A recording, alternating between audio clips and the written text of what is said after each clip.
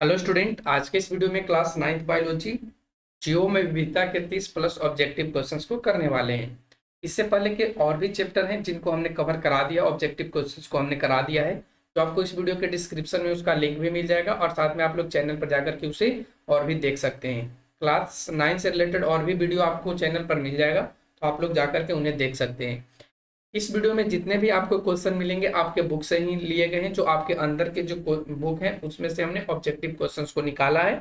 आप लोग से उम्मीद करते हैं कि आप लोग ज्यादा से ज्यादा क्वेश्चंस को सही कर पाएंगे। तो चलिए, फर्स्ट क्वेश्चन आपके स्क्रीन पर आता है जिसमें कहा गया है कि जीवों को किसने 5 जगत में वर्गीकरण किया है। यानी जीवों को 5 जगत में वर्गीकरण करने वाले व्यक्ति कौन है। ऑप्शंस आपके सामने। ऑप्शन ए में अरस्तु, ऑप्शन बी में कार्ल बोस, ऑप्शन सी में आर हिटेकर और ऑप्शन डी में कैरोलस लिनियस। इस प्रश्न का जो राइट आंसर आपके सामने आएगा वो ऑप्शन सी आ जाएगा। यानी आर हिटेकर वो व्यक्ति हैं जिन्होंने जीवों को पांच जगत में या 5 वर्गों में वर्गीकृत किया है। ठीक है, अब बढ़ते हैं आगे। क्वेश्चन नंबर 2, युगलिना को किस जगत में रखा जाता है। ये आपसे क्वेश्चन पूछा गया है। ऑप्शन दिए गए, ऑप्शन ए में मोनेरा, ऑप्शन बी में प्रोटिस्टा, ऑप्शन सी में प्लांटी और ऑप्शन डी में एनिमेलिया। तो युगलिना को किस जगत में रखा गया है, तो वे आपका प्रोटिस्टा जगत में इसे रखा गया है। तो इस प्रश्न का जो राइट आंसर होगा वो ऑप्शन आपका बी हो जाएगा। ठीक है, तो इसका राइट आंसर क्या होगा, बी। अगला क्वेश्चन आता है क्वेश्चन नंबर 3, जिसमें कहा गया है कि कवक में किसका अभाव होता है। अभाव का मतलब यहाँ पे क्या है, कमी, यानी किसका कमी होता है कवक में। ऑप्शंस दिए गए, ऑप्शन ए में कवक जाल का, ऑप्शन बी में तंतु का, ऑप्शन सी में क्लोरोफिल का और ऑप्शन डी में इनमें सभी का। तो देखिए, कवक में क्लोरोफिल का अभाव होता है और क्लोरोफिल के अभाव होने के कारण ये जो आपका जीव हो जाता है वो आपका परपोषी हो जाता है। क्या होता है, परपोषी। आप लोगों को पता भी होगा कि जिसमें क्लोरोफिल पाया जाता है वह स्वपोषी जीव होता है। ये भी आपसे क्वेश्चन पूछा जा सकता है, तो ध्यान रखना है क्लोरोफिल जिसमें ना हो वो आपका परपोषी जीव हो जाता है। ठीक है, और साथ में आपको यह भी पता होगा कि क्लोरोफिल जब हो रहता है तो इसमें प्रकाश संश्लेषण की क्रिया होती है और प्रकाश संश्लेषण में क्या होता है, तो भोजन का निर्माण होता है। आप लोगों को पता भी होगा। ठीक है, तो इसका राइट आंसर ऑप्शन सी होगा। अगला क्वेश्चन आता है 4 नंबर, जिसमें आपसे पूछा है कि मशरूम इनमें से किस जगत का है।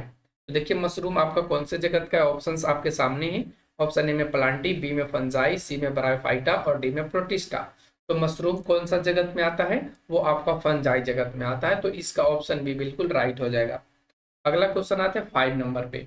इसमें कहता है निम्न में कौन ब्रायोफाइटा के अंतर्गत आता है। ध्यान रखना है, इसमें आपसे ब्रायोफाइटा के अंतर्गत पूछा गया है। तो बताइए फटाफट से, ऑप्शंस आपके सामने आ रहा है। ऑप्शन ए में साइकस, ऑप्शन बी में सरसों, ऑप्शन सी में गेहूं और ऑप्शन डी में मॉस। तो इसका राइट आंसर क्या हो जाएगा, ऑप्शन डी, मॉस। ठीक है, मॉस जो है वो बायोफाइटा के अंतर्गत आता है इन ऑप्शंस में। अगला क्वेश्चन आता है 6 नंबर। इसमें कहा है कि इनमें कौन संवहनीय पौधा है। संवहनी पौधा कहने का मतलब जिनमें खनिज, लवण, जल, इन सभी का बहाव होता है, एक स्थान से दूसरे स्थान तक स्थानांतरण होता है। ठीक है, ऑप्शन दिए गए, ऑप्शन ए में शैवाल, ऑप्शन बी में कवक, ऑप्शन सी में फर्न और ऑप्शन डी में मॉस। इसका सही जवाब हो जाएगा ऑप्शन सी, फर्न। ठीक है, ऑप्शन सी आपका हो जाएगा। अगला क्वेश्चन 7 नंबर में कहा है कि वैसे पौधे जिनका शरीर जड़, तना एवं पत्तियों में विभेदित नहीं रहता है। जड़, तना एवं पत्तियों में विभेदित नहीं रहता है, वो कौन सा। विभेदित का मतलब यहाँ पे आप ऐसे कर सकते हैं, बटा हुआ या विखंडित। ठीक है, बटा हुआ या विखंडित नहीं होता है, उसे क्या कहते हैं। ऑप्शंस दिए गए हैं। ऑप्शन ए में थैलस कहते हैं, ऑप्शन बी में कवक जाल कहते हैं, नग्न बीजी कहते हैं या फेनरोगैम्स बोलते हैं। इस प्रश्न का राइट आंसर ऑप्शन ए हो जाएगा, थैलस। क्वेश्चन नंबर 8 आते हैं। क्वेश्चन नंबर 8 कहता है इनमें कौन बहुकोशिकीय जीव है। बहुकोशिकीय कहने का मतलब जिनमें एक से ज्यादा कोशिका हो। क्या हो, एक से ज्यादा कोशिका से बना हुआ शरीर हो, तो ऐसे जीव को बहुकोशीय जीव कहा जाता है। तो ऑप्शंस आपके सामने आ रहा है। ऑप्शन ए में अमीबा है, ऑप्शन बी में युगलिना है, ऑप्शन सी में स्पाइरोगाइरा और ऑप्शन डी में क्लेमाइडोमोनस। तो बहुकोशीय जीव कौन सा आपका हो जाएगा, ऑप्शन सी हो जाएगा, यानी स्पाइरोगाइरा। ठीक है, अब आते हैं क्वेश्चन नंबर 9 पे। क्वेश्चन नंबर 9 कहता है कि किस जीव में स्वपोषी और परपोषी दोनों प्रकार के पोषण पाए जाते हैं। ऑप्शंस दिए गए हैं। ऑप्शन ए में जीवाणु, ऑप्शन बी में हरे शैवाल, ऑप्शन सी में कवक और ऑप्शन डी में एक बीजपत्री पौधे, एक बीजपत्री पौधे। तो बताइए कौन सा इसका राइट आंसर होगा। इसका राइट आंसर आपका ऑप्शन ए हो जाएगा, जीवाणु। ठीक है। अगला क्वेश्चन 10 नंबर, इनमें कौन पुष्पीय पौधा है। पुष्पीय पौधा कहने का मतलब जिसमें फूल के बाद फल होता है। ठीक है, फूल के बाद फल में चेंज हो जाता है, तो वो कौन सा पुष्पीय पौधा है। ऑप्शंस दिए गए हैं, मॉस, ऑप्शन बी में फर्न, ऑप्शन सी में एंजियोस्पर्म और ऑप्शन डी में लाइकेन। तो इसका राइट आंसर आपका कौन सा हो जाएगा, ऑप्शन सी एंजियोस्पर्म। ठीक है, एंजियोस्पर्म आपका राइट होगा। क्वेश्चन नंबर 11 में आते हैं। इसमें पूछा है कि किस विभाग के पौधों को पादप वर्ग का उभयचर कहा जाता है। ध्यान रखना, पादप वर्ग का उभयचर कहा है, न कि सिर्फ उभयचर। उभयचर देख के एम्फीबिया मत मार देना, यहाँ पे आपका गलत हो जाएगा। ठीक है, एम्फीबिया यहाँ पे नहीं होने वाला है। पादप वर्ग का उभयचर कहा है। ऑप्शन दिए गए हैं, ऑप्शन ए में ब्रायोफाइटा, ऑप्शन बी में टेरिडोफाइटा, ऑप्शन सी में जिम्नोस्पर्म और ऑप्शन डी में एंजियोस्पर्म। इस प्रश्न का राइट आंसर होगा ऑप्शन ए बायोफाइटा। ठीक है। अगला क्वेश्चन 12 नंबर में कहता है कि किस प्रकार के पौधों की पत्तियों में समानांतर सिरा विन्यास रहता है। ध्यान रखना, समानांतर सिरा विन्यास जो होता है वो इस तरीके से होता है। ठीक है, ये कौन से पत्तियों में होता है, कौन से पौधों की पत्तियों, यानी वो कौन सी प्रकार की होती हैं। ऑप्शन ए में फर्न में होती हैं, ऑप्शन बी में एक बीजपत्री होती है, ऑप्शन सी में द्विबीजपत्री होती है, या जिम्नोस्पर्म होता है। इसका राइट आंसर हो जाएगा ऑप्शन बी, एक बीजपत्री। ठीक है, एक बीजपत्री। अगला क्वेश्चन, क्वेश्चन नंबर 13, जिसमें कहा है कि नेफ्रिडिया इसका उत्सर्जी अंग है। ऑप्शंस दिए गए हैं। ऑप्शन ए में संघ पोरिफेरा का है, ऑप्शन बी में संघ एनिलिडा का है, ऑप्शन सी में संघ कार्डेटा का है, या उपसंघ वर्टिब्रेटा का है। इस प्रश्न का राइट आंसर आपका कौन सा होगा, संघ एनिलिडा का है। और एनिलिडा में आप लोग जानते हैं कि कौन कौन से जीव आता है, तो आप लोग कमेंट सेक्शन में लिख करके जरूर बताइए कि एनिलिडा के कम से कम 2 जीव के नाम लिख करके बताइए। अगला क्वेश्चन 14 नंबर, निम्नलिखित में कौन शीत रक्तीय प्राणी है। ऑप्शन दिए गए हैं।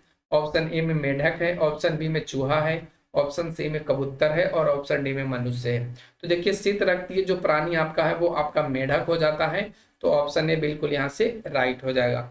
अगला क्वेश्चन, टार्सन नामक प्रक्रिया के कारण किसका जो शरीर होता है असममित होता है। बताएंगे कि जो टार्सन नामक प्रक्रिया, इसको ध्यान में रखना, टार्सन। ठीक है, और इसके कारण जो शरीर होता है असममित होता है, तो उसको क्या कहते हैं। ऑप्शंस दिए गए हैं। ऑप्शन ए में काइटन, ऑप्शन बी में सीप, ऑप्शन सी में घोंघा और ऑप्शन डी में केचुआ। तो बताइए, टार्सन नामक प्रक्रिया के कारण कौन सा जीव है जिसका शरीर असममित होता है। तो ऑप्शन यहाँ पे सी बिल्कुल राइट हो जाएगा, घोंघा।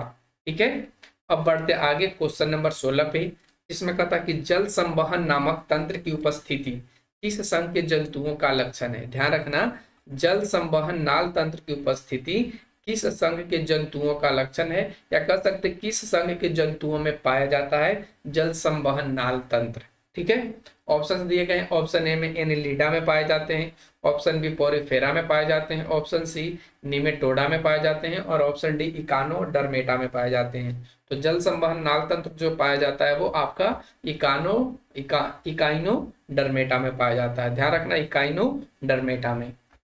अगला क्वेश्चन आता है और 17 नंबर, जिसमें पूछा है कि वर्गीकी का जनक किसे कहा जाता है। ध्यान रखना, वर्गीकी का जनक। अभी से पहले जो फर्स्ट क्वेश्चन था उसमें हमने पूछा था कि जीवों को 5 जगत में किसने बांटा था। ठीक है, जीवों को 5 जगत में, लेकिन यहाँ पे वर्गीकी की जनक की बात किया गया है। तो वर्गीकी के जो जनक हैं वो कौन है। ऑप्शन दिए गए हैं, अरस्तु, ऑप्शन बी में कार्ल बोस, ऑप्शन सी में आर हिटेकर और ऑप्शन डी में कैरोलस लिनियस। इस प्रश्न का राइट आंसर आपका कौन सा हो जाएगा, ऑप्शन डी कैरोलस लिनियस। अगला क्वेश्चन आता है 18 नंबर, जिसमें पूछा है कि सरल प्रोकैरियोटिक सूक्ष्म जीवों को किस वर्ग में सम्मिलित किया गया है। ध्यान रखना, सरल प्रोकैरियोटिक सूक्ष्म जीवों को किस वर्ग में सम्मिलित किया गया है। ऑप्शंस आपके सामने हैं। ऑप्शन ए में प्रोटिस्टा है, ऑप्शन बी में मोनेरा है, ऑप्शन सी में फंजाई है और ऑप्शन डी में एनिमिलिया है। तो बताएंगे कि कौन सा वो जीव है, ये कौन सा इसे वर्ग में यानी सरल प्रोकैरियोटिक सूक्ष्म जीवों को रखा गया है। तो इसका राइट आंसर ऑप्शन बी होगा, मोनेरा जगत। ठीक है, तो इसका राइट आंसर कौन सा हो जाएगा, ऑप्शन बी। अगला क्वेश्चन आता है 19 नंबर जिसमें पूछा गया कि जीवाणुओं में नहीं पाया जाता है। जीवाणुओं में क्या नहीं पाया जाता है? ऑप्शन है। ऑप्शन ए में केंद्रक नहीं होता है, केंद्रिका नहीं होता है, या केंद्रक झिल्ली नहीं होता है, या इनमें से, या कोशिका भित्ति नहीं होता है। तो देखिए जीवाणुओं में केंद्रक तो होता ही है, केंद्रिका भी होता है, केंद्रक झिल्ली भी होता है, लेकिन कोशिका भित्ति नहीं होता है। तो ऑप्शन डी बिल्कुल यहाँ से राइट हो जाएगा। अगला क्वेश्चन 20 नंबर जिसमें आपसे पूछा है कि यूकैरियोटिक प्रकाश संश्लेषी बहुकोशिकीय तथा कोशिका भित्ति वाले जीवों को किस जगत में रखा गया है? ठीक है, जगत आपसे पूछा है। ऑप्शन ए में मोनेरा जगत, ऑप्शन बी में प्रोटिस्टा, ऑप्शन सी में प्लांटी और ऑप्शन डी में एनिमेलिया। तो देखिए इसको कौन से जगत में रखा गया है, तो ये आपका राइट आंसर होगा प्लांटी। ठीक है, ऑप्शन सी। अगला क्वेश्चन आता है क्वेश्चन नंबर 21 जिसमें पूछा है एनिमेलिया जगत में जीवों में नहीं पाया जाता है। जो एनिमेलिया जगत के जीव है उनमें क्या नहीं पाया जाता है? ऑप्शन ए कोशिका भित्ति नहीं पाया जाता, क्लोरोफिल नहीं पाया जाता है, या कोशिका भित्ति और क्लोरोफिल दोनों नहीं पाया जाता है, या ये बहुकोशीय संरचना इनकी नहीं होती है। ठीक है, तो ऑप्शन आपका सी बिल्कुल राइट है, यानी इसमें कोशिका भित्ति नहीं होता है और क्लोरोफिल नहीं होता है। ठीक है, तो ये दोनों चीज नहीं होता है एमेलिया जगत के जीवों में। अगला क्वेश्चन आता है क्वेश्चन नंबर 22 जिसमें पूछा है कि कवक एवं शैवालों के बीच सजीविता को कौन दर्शाता है?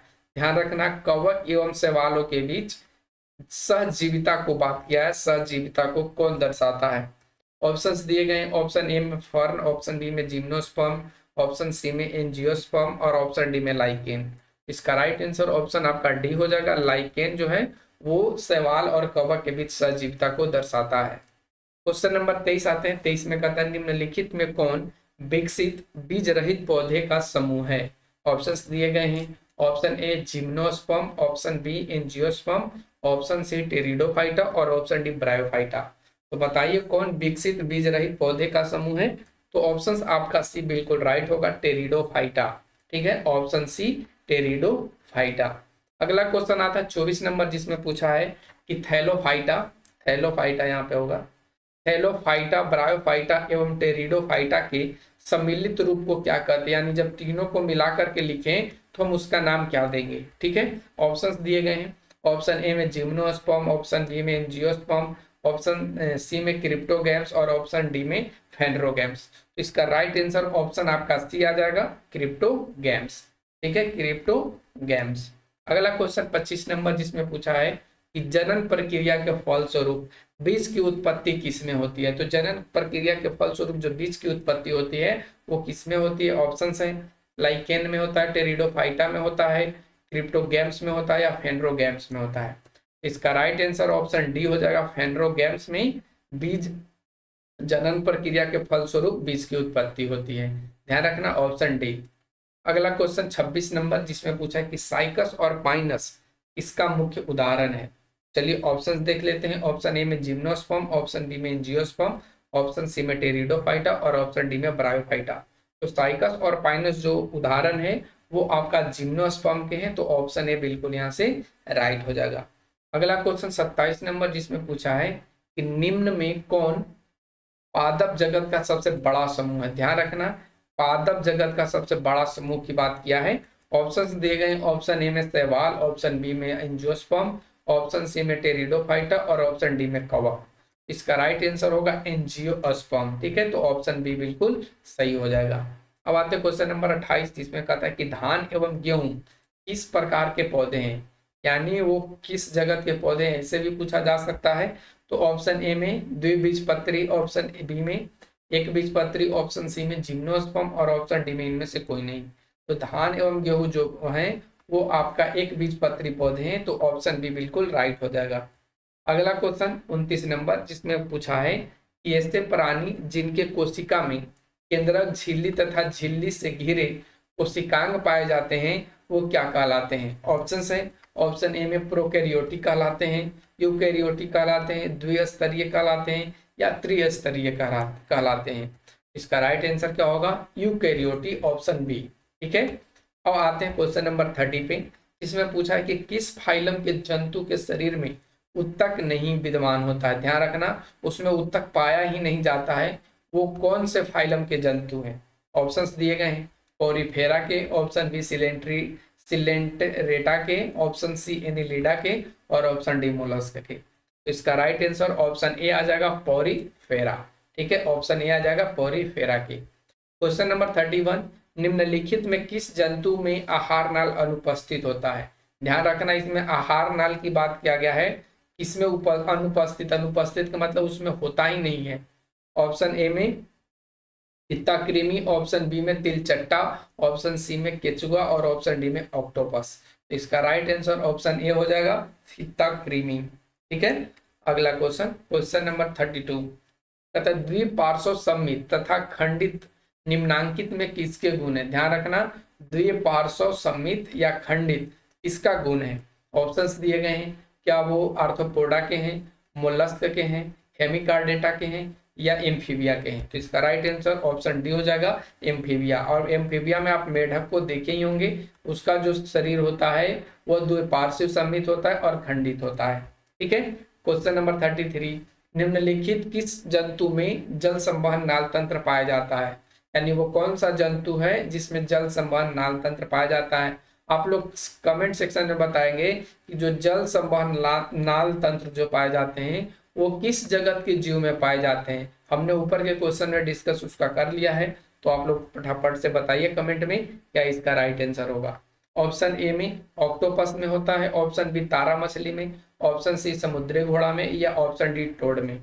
इस प्रश्न का राइट आंसर क्या हो जाएगा? तो ऑप्शन बी हो जाएगा तारा मछली। ठीक है, अगला क्वेश्चन आता है क्वेश्चन नंबर 34, जिसमें पूछा है कि समुद्री घोड़ा किस वर्ग का सदस्य है। अब ये मत समझ लेना कि जो जैसा घोड़ा अभी हम लोग देखते हैं ऊपर जमीन पे या जो दौड़ने वाला घोड़ा तो वैसा घोड़ा नहीं होता है समुद्र में। तो ध्यान रखना, वो समुद्री घोड़ा कुछ अलग होता है। तो बताइए वो किस प्रकार का किस वर्ग का सदस्य है?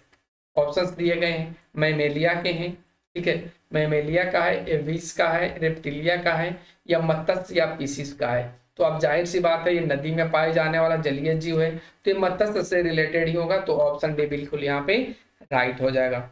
अगला क्वेश्चन जो आज का आखिरी क्वेश्चन है 35 क्वेश्चन, इसमें कहता है कि नियत तापी रोम या बाल से ढकी त्वचा तथा बाह्य कर्ण की उपस्थिति निम्नांकित में किस वर्ग का गुण है? तो देखिए यहाँ पे नियत तापी कहने का मतलब वो ताप के अनुकूल जीने वाला व्यक्ति, जीने वाला जीव जिसमें रोम होता है, जिसमें बाहरी त्वचा होता है, साथ में उसका बाह्य कर्ण भी होता है। तो ये सभी जो गुण पाए जाते हैं वो मैमेलिया वर्ग के पाए जाते हैं ऑप्शंस के अकॉर्डिंग। तो ऑप्शन ए बिल्कुल यहाँ से राइट हो जाएगा। ठीक है, तो आज के वीडियो में बस इतना ही। Thanks for watching. आप लोग कमेंट करके बताइए कि आज का वीडियो कैसा लगा, ताकि आने वाले वीडियो में फिर नई ऊर्जा के साथ बना सकें। Thanks for watching, take care, bye bye.